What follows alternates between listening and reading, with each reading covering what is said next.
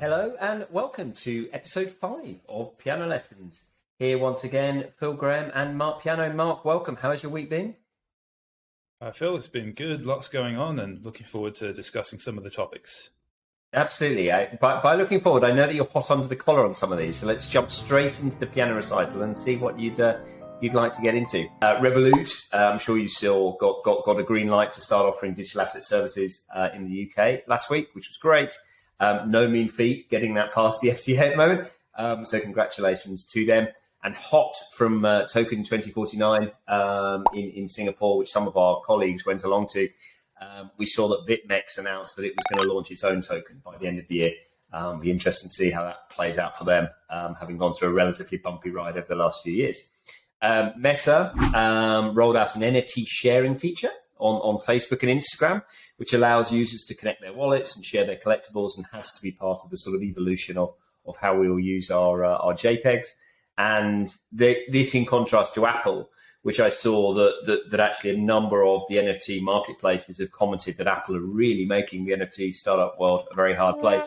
They have up to 30% commission on various in-app purchases and other sort of clunky pricing conventions that just mean they just don't consider the app functionality really when launching their projects, which is a real shame. And it will be interesting to see how that develops as Apple begin to get their head around this world. There was an election, I'm sure you saw, of a new CEO of SushiSwap, Jared Gray, being described as the head chef. Let's see which direction he takes that in. And then Strike, the mobile payments app that facilitates sort of instantaneous transactions through the blockchain, they raised another 80 million. So despite this crypto winter, as we've said on a number of these podcasts, there is still some optimism. There are still projects doing good things, raising in the right way and pushing in the right direction. But you, Marc, have spent your weekend looking through some of the text messages that have been released as part of the ongoing litigation between, obviously, Twitter and Mr. Musk, Web3 social media platform, including fees to remove some of the bots and to post everything on chain. It's fascinating, as a concept, but obviously comes with some real sort of practical and legal challenges. We'd love to hear your views on it. This is my favorite topic because it combines some fairly hot button issues at the moment around free speech and moderation of that, and who moderates it and who makes those calls. But also it's not actually a new idea. So if you remember Steemit a few years ago, that then forked and became Hive, and there was a bit of controversy around that. There's also one a lot of people have probably not heard of because it's not really taken off, decentralized news network. And this was the idea of having news articles posted, mostly political news. And then if there was any challenge to the content or there was some fact checking to be done, there would be incentivization for people to post things which were accurate and which people voted as being reflective of what was actually said or the angle on it. Now that hasn't taken off. And if you look at the DNN media site now, it seems to be related to crypto projects. But this idea has been floated for a while.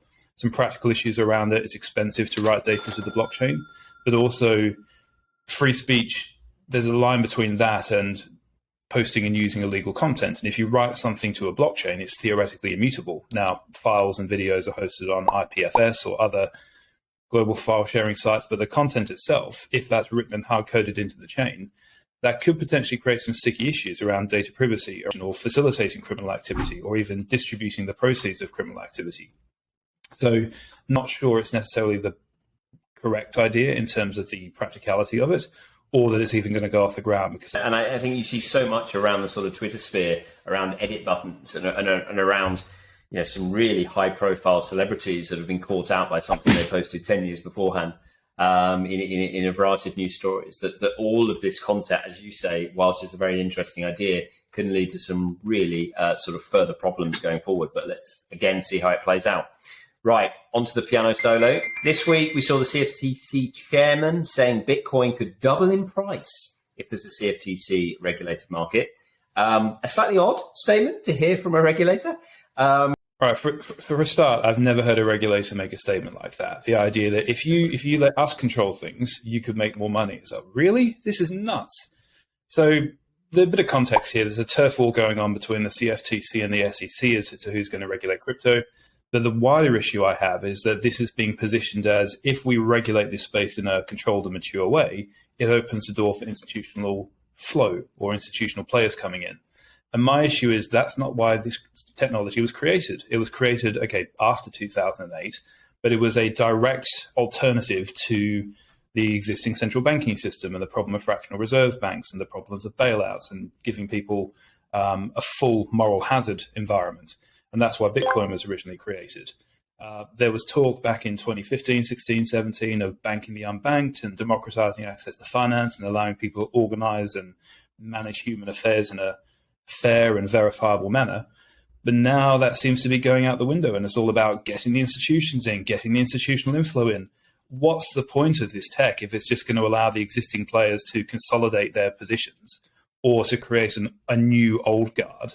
And if all of this stuff of actually helping people falls by the wayside, what's the damn point of doing it?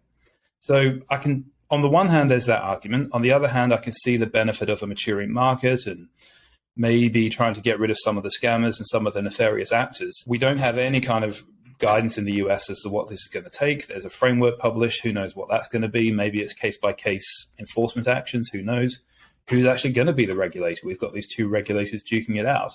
The whole space at the moment seems to be trying to work out where it wants to go and what it wants to be. Is it going to replicate the existing financial system with a little bit of innovation? Or are we genuinely going to see the ways in which people organize and transact with each other fundamentally change and become more accessible, which was the entire point of the whole thing? I'd have to say we obviously have an enormous amount of respect for the regulators around the world that are trying to get their minds around this cutting edge technology that changes every day. Same with the tax authorities, same with the legal advisors, same with everyone that is within this. We're all trying to understand it. We're all trying to interpret it. We're all trying to come at it in the right place.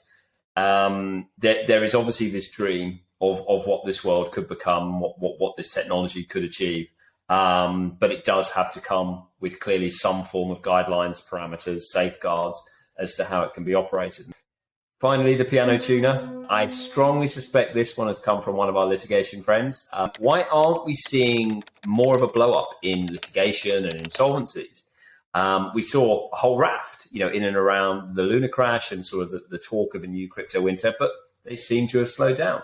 Do you foresee that there are still some fundamental sort of actions and issues that are going to play out and come through? I don't know really, because we saw an immediate contagion with quite a few actors being affected by the collapse of Luna and that having a knock-on effect on certain lenders and funds. We've had certain funds blow up pretty quickly.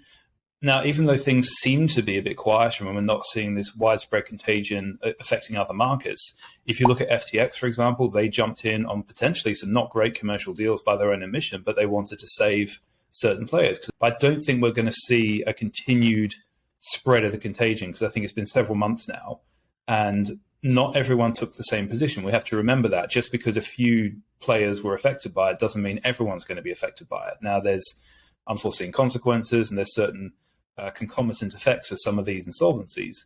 I don't necessarily think we're going to see all the DAOs blowing up or all the funds liquidating or a whole bunch of shareholders suing Web3 projects. You've got to remember, even though we talk about digital assets, it's a very diverse space.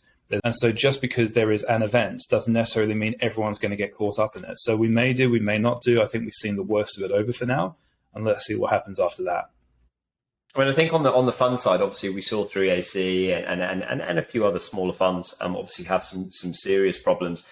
But fundamentally, there were three things there for me. The first one, that a well-structured fund with sensible legal advisors putting it together for you is able to deal with the sort of the slings and arrows that are thrown at you through these types of volatile markets. The second point is that investors in this space fundamentally are a lot more patient than they used to be.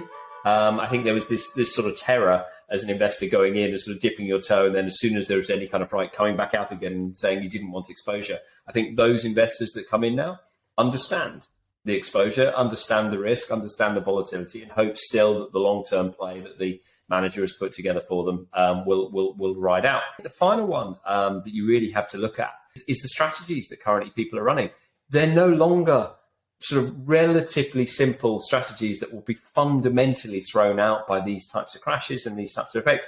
There are a lot more hybrid strategies. They are, as you say, going into the industry as a much more wide basis. They are looking at other different aspects of it to make sure that they're relatively well hedged against this type of environment. Thank you very much indeed, Mark, and see you next week.